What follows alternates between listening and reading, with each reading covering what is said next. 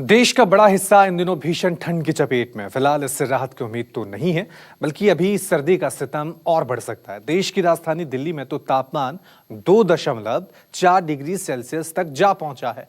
UP में अभी ठंड कहर ढा रही है। सीएम योगी आदित्यनाथ ने वाराणसी में रैन बसेरों का जायजा लिया। उन्होंने लोगों के बीच गर्म कपड़े और कंबल भी बांटे। बिहार में भी कड़ाके की ठंड पड़ रही है। पटना में तो 2 जनवरी तक के लिए स्कूल बंद रखने के आदेश दिए गए हैं।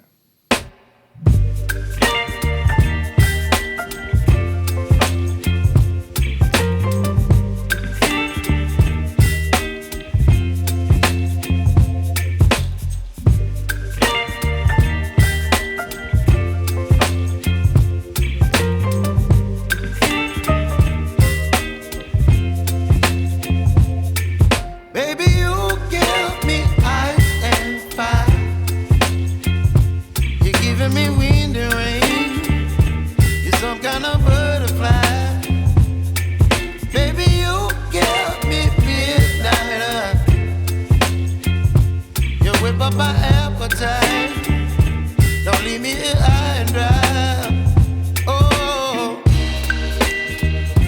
I don't wanna jinx it, baby, and twist myself at the spine. Don't wanna overthink it, baby, just twist your body. बेहाल है। दरअसल पहाड़ी इलाकों में हुई बर्फबारी के बाद उत्तर भारत के मैदानी इलाकों में कड़ाके की ठंड पड़ रही है। लोगों को जहां कहीं भी इस तरीके का अलाव नजर आते हैं तो लोग बैठकर अलाव सेकते हैं। कहीं पे भी आते हैं जाते हैं तो अलाव सेकने लग जाते हैं। तो इस तरीके के इंतजाम लोग कर रहे हैं। रात में इस तरीके के अलाव जलाकर ठंड से बचने की कोशिश कर रहे हैं।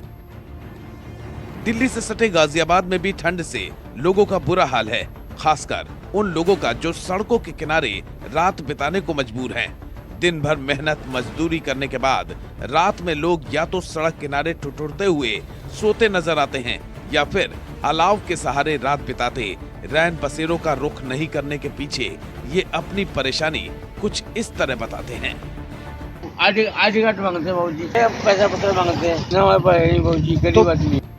भीषण ठंड को देखते हुए गाजियाबाद के स्कूलों में फिलहाल 2 दिनों की छुट्टी कर दी गई है।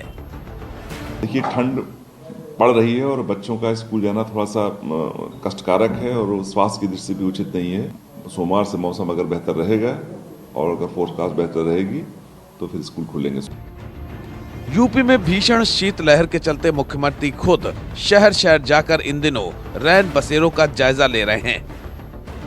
गुरुवार को लखनऊ तो शुक्रवार को सीएम योगी वाराणसी में रैन बसेरों का जायजा लेते नजर आए। आप कहाँ के रहने वाले हैं? चंदौली के। यहाँ क्या करते हैं? लेबर काम करते हैं। यहाँ पैसा तो नहीं दिया जाता। पहली बार आए, आराम से रहो, ठीक है ना। रैन बसेरों का जायजा लेने के दौरान वो अधिकारियों को निर्देश देते हुए भी नजर आए। ये इनको बोलो बेड शीट जो है, इसको बेड शीट और ये सब सफाई में कर दिया करें। वाराणसी में रैन बसेरे का जायजा लेने के बाद सीएम योगी ने लोगों के बीच गर्म कपड़े और कंबल भी बांटे।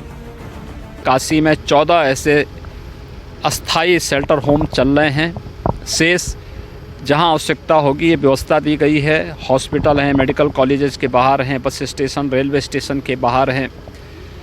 इन सभी क्षेत्रों में दिए जाएं। इसके अलावा हर जनपद को धनराशि उपलब्ध कराई गई है गरीबों और ज़रूरतमंदों को कंबल और ऊनी वस्त्र उपलब्ध कराने के लिए भी।